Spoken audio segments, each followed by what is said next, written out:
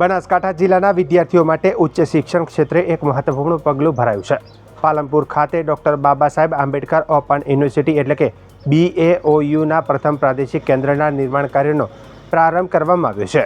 ગુજરાતના શિક્ષણ મંત્રી ડૉક્ટર પ્રદ્યુમન વાજાના હસ્તે યોજાયેલા પહેલી ઈંટના સાક્ષી કાર્યક્રમ અંતર્ગત આશરે 10 કરોડ રૂપિયાના ખર્ચે બનનારા આ કેન્દ્રનું ભૂમિપૂજન કરવામાં આવ્યું છે।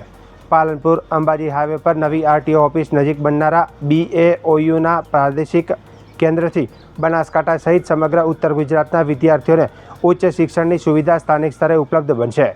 કેન્દ્ર પ્રવેશ, અભ્યાસ, પરીક્ષા, શૈક્ષણિક માર્ગદર્શન અને અન્ય જરૂરી સેવાઓ સરળતાથી મળી શકશે।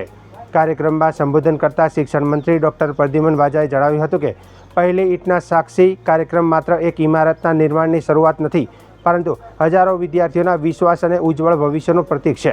તેમણે શિક્ષણ સમાજને પરિવર્તનનું સૌથી શક્તિશાળી સાધન ગણાવી doctor Baba Saheb Ambedkar open university કામગીરીની પ્રશંસા કરી હતી। પાલનપુરના ધારાસભ્ય અનિકેત ઠાકરે જણાવ્યું હતું કે આ પ્રાદેશિક કેન્દ્ર શરૂ થતાં બનાસકાંઠા અને ઉત્તર ગુજરાતના વિદ્યાર્થીઓ માટે મોટા શહેરોમાં ગયા વિના ગુણવત્તાસભર ઉચ્ચ શિક્ષણનો લાભ મળશે। આ કેન્દ્ર વિસ્તારના શૈક્ષણિક અને સામાજિક વિકાસના મહત્વપૂર્ણ ભૂમિકા ભજવશે।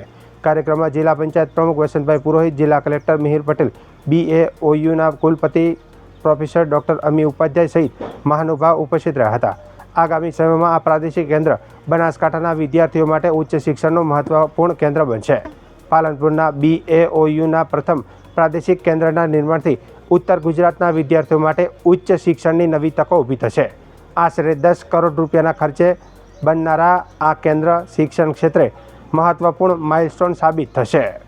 આપણું ભવિષ્ય દરેક વિદ્યાર્થી છે, એ ભવિષ્ય આપણા હાથમાં છે। સંજોગો ગમે તેવા હોય, પરંતુ શિક્ષણ છોડશો નહીં, કારણ કે બધા જ જે સંત પુરુષ મહાત્માઓએ કીધું છે કે શિક્ષણ એ ખૂબ જ અગત્યનું વ્યક્તિના જીવનમાં છે। અને એટલા માટે માત્ર શિક્ષણથી ડિગ્રી અથવા પદવી પ્રાપ્ત કરવી એ જરૂરી નથી, પરંતુ તેનાથી પણ વધારે અત્યારનો જે જમાનો છે એમાં તેનાથી પણ વધારે જરૂરી છે એક સારા નાગરિક બનીએ, સમાજ પ્રત્યે જવાબદારી નિભાવીએ અને જીવનભર શીખતા રહીએ, એ પણ ખૂબ જરૂરી છે। અને એટલા માટે નરેન્દ્રભાઈ મોદી સાહેબે જે વિકસિત ભારતના પંચપ્રણ આઝાદીના અમૃત કાળમાં જે લીધેલા છે, એમાંથી એક પ્રણ એ હતો કે આપણે આપણી હકની સાથે સાથે આપણી ફરજ પણ આ રાષ્ટ્ર પ્રત્યે અદા કરવી જોઈએ। ત્યારે મહાત્મા ગાંધીએ કહ્યું હતું કે શિક્ષણ એ માણસના શરીર, મન અને આત્માનો સર્વાંગી વિકાસ છે। અને સ્વામી વિવેકાનંદજી પણ કહેતા હતા કે ઉઠો જાગો અને ધ્યેય પ્રાપ્તિ સુધી મંડ્યા રહો। તો આ વિચારોને આપણે સૌ જીવનમાં ઉતારીએ। અને આજે આ પાલનપુરની ભૂમિ છે, ત્યારે શૂન્ય પાલનપુરી તો મને એક શેર યાદ આવે છે કે કદમ અસ્થિર હોય, કદમ અસ્થિર હોય એને તમારે હોકારો આપવાનો છે। કદમ અસ્થિર હોય એને કદી રસ્તો જડતો નથી। અડગ મનના મુસાફિરને પણ હિમાલય પણ નડતો નથી। તમારા મનને જીતી લો તો હું માનું સિકંદર છો, નહીતર દિગ્વિજય ઉચ્ચારવામાં શ્રમ નથી પડતો। આવા શૂન્ય પાલનપુરીને પણ આજે યાદ કરીએ। અને ડૉક્ટર બાબા સાહેબ આંબેડકર ઓપન યુનિવર્સિટીના કુલપતિશ્રી, સમગ્ર ટીમ, આ સાથે જોડાયેલા સમગ્ર વહીવટીતંત્ર અને કાર્ય સાથે જોડાયેલા તમામ અધિકારી અને કર્મચારીઓને હું ખૂબ ખૂબ અભિનંદન સાથે આભાર વ્યક્ત કરું છું। અને પાલનપુરમાં આ પ્રાદેશિક કેન્દ્રની સ્થાપના માટે જેમણે પણ પોતે પરિશ્રમ કર્યો છે, પોતાનું યોગદાન આપ્યું છે, એ બધાનો પણ હું ખૂબ ખૂબ આભાર માનું છું।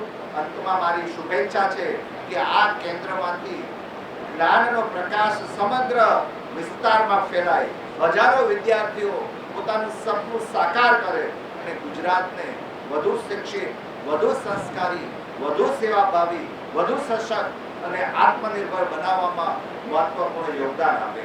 આપ સૌને ફરી એક વખત ખૂબ ખૂબ અભિનંદન અને શુભકામનાઓ। ભારતની 52 શક્તિપીઠ પૈકીની એક માં અંબાજીની આ પવિત્ર ભૂમિ છે, ત્યારે માં અંબાજી આજે પહેલી ઈંટના સાક્ષી doctor Baba Saheb Ambedkar open university, જે ઘણા વર્ષોથી ગુજરાતમાં કાર્યરત અને શિક્ષણ જગતની અંદર ઘણા બધા કોર્સો સાથે એ અનેક વિદ્યાર્થીઓની જે જ્ઞાન પીપાસા છે એની જે જ્ઞાનનું એ સંતોષી રહ્યું.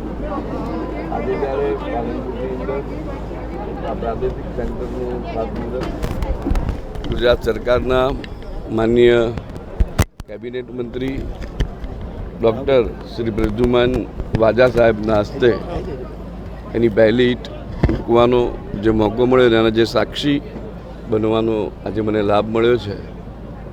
આ સેન્ટરથી ભવિષ્યમાં બનાસકાંઠા અને વાવથરા જિલ્લાના અનેક વિદ્યાર્થીઓને ખૂબ મોટો લાભ થવાનો છે. અનેક એવા કોર્સ છે, પછી એ સ્પોર્ટ્સની અંદર હોય, સંગીતની અંદર હોય, ભાષાની અંદર હોય, સાયન્સની અંદર હોય, દરેકે દરેક ક્ષેત્રના.